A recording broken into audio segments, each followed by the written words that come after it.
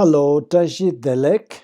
Welcome back to Dharma Snacks, as suggested by somebody. So I now call this series of short Dharma Talks Dharma Snacks. So welcome back to Dharma Snacks. So last week we discussed about the great value of this human rebirth, which can enable us to achieve so many things, from ensuring a good rebirth to achieving enlightenment in this very short lifespan. So today we are going to look at how rare and difficult it is to obtain this human rebirth. So this is normally taught in two subtopics, giving the analogy and then discussing the actual causes. So let's look at the analogy first. As you see in the picture, there is a turtle, there is a yolk, and then there is an ocean. So imagine a vast ocean in which a blind turtle lives. At the same time, a golden yolk floats on the top of the ocean and is being carried to every direction depending on the direction of wind and wave. The blind turtle most of the time remains undersea and only comes to surface once every 100 years. So in this scenario, how likely it is for the turtle to poke its head into the hole of that floating yolk? The likelihood of that happening is almost zero. If the turtle came up frequently to the surface, then of course there would be greater chances. And also, if the yolk remained at one spot, if it were not carried away by the strong wind everywhere, then there is also a greater possibility that the yolk may, the turtle's head may poke into the ring or the hole of the yolk. And also, the turtle is blind. If he could see, at least there stands a greater chance.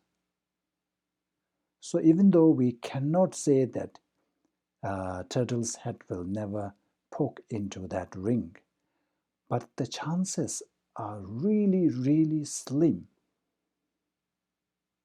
So what does this tell us is that the ocean is actually the samsara. And then the turtle, the blind turtle, is actually us. We are blinded by ignorance.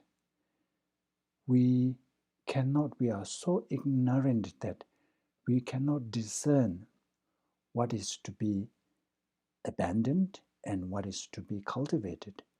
So in that sense, we are like the blind turtle.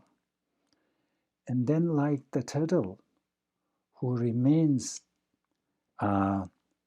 underneath the ocean, under the sea, most of the time, we also remain in lower realms most of the time. Like the turtle pops up his head only once every 100 years, we get to achieve a human rebirth or a life in Deva realms only once in a while. And then during those times when we we were able to achieve the good rebirths. But there is no guarantee that we will meet Buddha Dharma. So Buddha Dharma is like the golden yoke, which is constantly carried away by a strong wind. So we may achieve rebirth once in a while, but the likelihood of meeting Buddha Dharma at that time is also almost zero. So that is why we say that achieving this kind of optimum human rebirth is so rare, is so difficult to obtain. The chances of achieving this again is like throwing a handful of marble on a wall and then hoping that one or two would stick on the wall. We cannot say for sure that no marble will stick on the wall. It may, the possibility is there, but the likelihood, the chances is very slim. So now, why is that so? So Buddha said that those who have achieved, those who are born in lower realms, instead of going up to higher realms, most of them go to lower realms. So the number you can see the two images, one a mountain of sand and another handful of sand. When it comes to the number of beings, sentient beings, who goes from a lower realm to lower realm, and also those who goes from higher realm to lower realm, is similar to the number of sands in a mountain of sand. So basically, like only 1% of sentient beings are able to move from higher realm to higher realm or lower realm to higher realm. So lower realm to higher realm is like the number of a cent in one's hand. Likewise, those who achieve higher rebirth after dying from a higher rebirth is also very low. So you wonder why? Why is that the case? If we look at the causes, then we will get a clearer picture. Because the causes to achieve human rebirth, especially optimum human rebirth, the human rebirth that is free from all these 8 unfavorable conditions and that is endowed with the 10 qualities, is very hard to acquire. So without causes and conditions, of course, we cannot expect to achieve any results. As you see in the image, if we want to see a bountiful of harvest of wheat, we need to prepare, we need to arrange the seeds. Without gathering the corresponding seeds and conditions, we cannot expect to see or to yield result. So likewise, when it comes to achieving or obtaining human rebirth, just for human rebirth, one needs to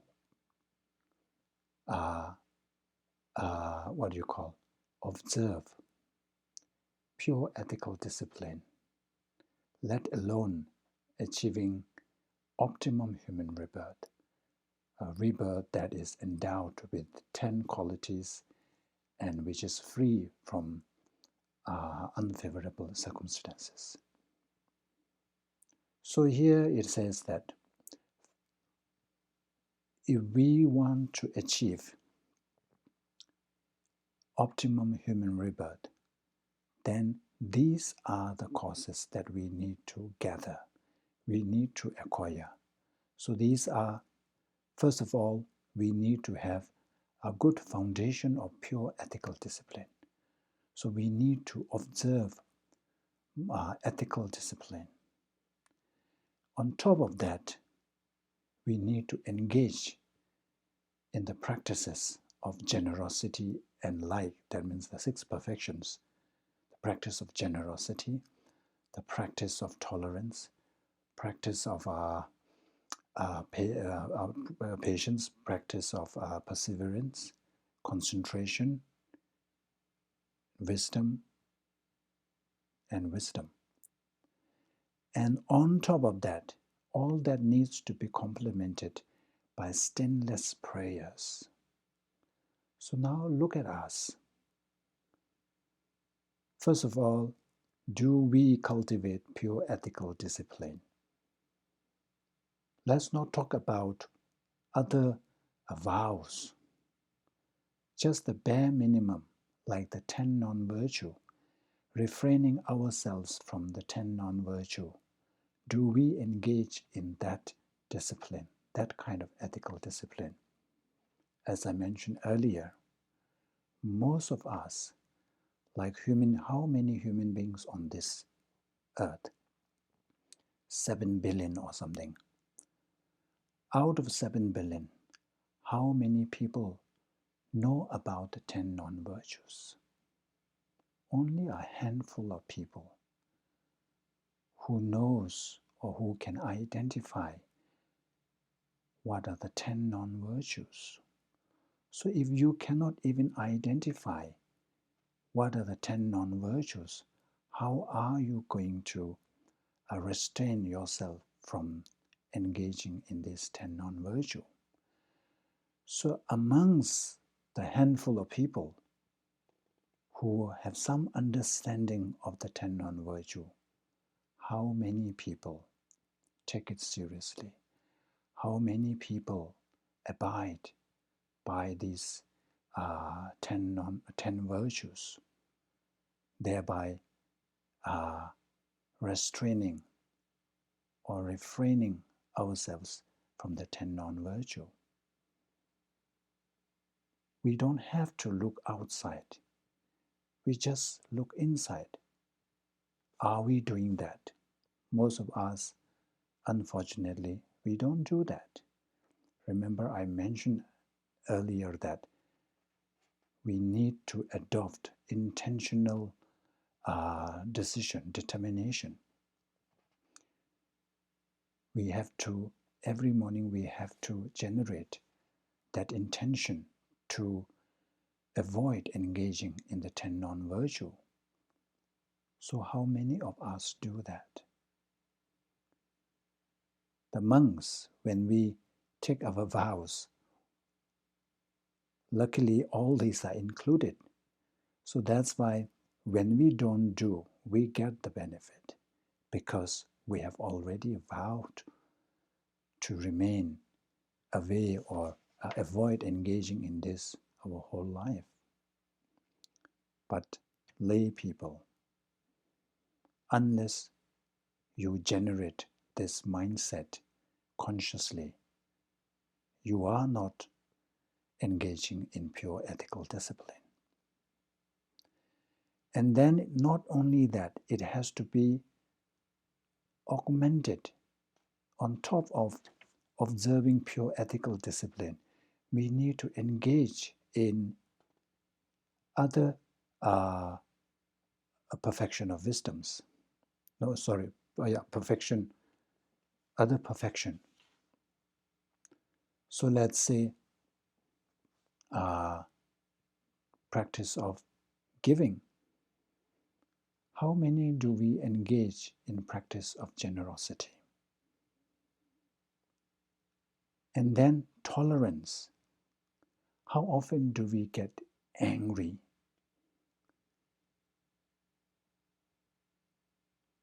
When we think of just in one day, how many times we get angry, how many times we lose our patience. So we do not engage in this. And then finally, even if we do something, was that virtue sealed with stainless prayers? I don't think so. Most of us, we conclude our prayers or virtue by making prayers for this life's goals. From whatever merit I have achieved, may I have good life. May I be successful. May my children be successful. May my children have good health. May they be successful in their academic field. May they get good job. May they have great future. So when we really examine closely, we have none of these three requirements. And in Lamrim teachings, it says that the virtue that we have, the virtues of ours are like the possessions of beggars. Beggars, first of all, they do not have that much possession. And whatever little possessions they have, they are not perfect. Either there is a crack, there is a dent. It's all old use. Nothing that is really good and in good quality. So our virtues are like that. And we can relate to that, why that is the case. Because let's say when we engage in any practice, in order for that practice to become a qualified one, the three things need to be present. Jorngu jogsum. So that means at the beginning, the motivation, and then the actual practice, and then the dedication. So when we start a prayer, first of all, we fail to generate a good motivation that aligns with Dharma practice, motivation that aligns with Dharma teachings. As mentioned earlier, our motivations are always stained by worldly concerns. So at the beginning, the motivation is already stained. And then when we are engaging in the actual practice, for example, when reciting a mani recitation, are we fully focused on whatever we are doing? Most of the time, not. From our mouth, we are reciting a mantra, Om Mani Padme Hum, Om Mani Padme Hum. But our mind is already traveling the world. Our mind is already, has already wandered. And even worse, sometimes we are already thinking something negative. We may even be thinking about our enemies and thinking about how can I get even with that person, although you are reciting Om Mani Padme Hum. And then the conclusion, do we dedicate our merits? Most of us, when we finish, we just spring up from our meditation cushion and just rush to do whatever worldly things. We hardly dedicate our merits. Even if we dedicate, our dedication is all towards worldly things. So in that sense, it is so true that, first of all, our virtues are so small in number. And then that among that small one, everything is like the beggar's possession. Nothing perfect. In Tibetan we say goyula jumeva. But when it comes to non-virtue, ours is like the treasurer, the treasure of a king's. First of all, the king, they have huge treasure, and they have so many varieties. Even one piece of item, they have like tens or twenties of varieties. And all these are such well-made and such good qualities, and also made from, I don't know, the best quality, like gold, silver, whatnot. So when it comes to non-virtue, ours possession, ours is like that. Everything perfect, so many. We can relate to that as well.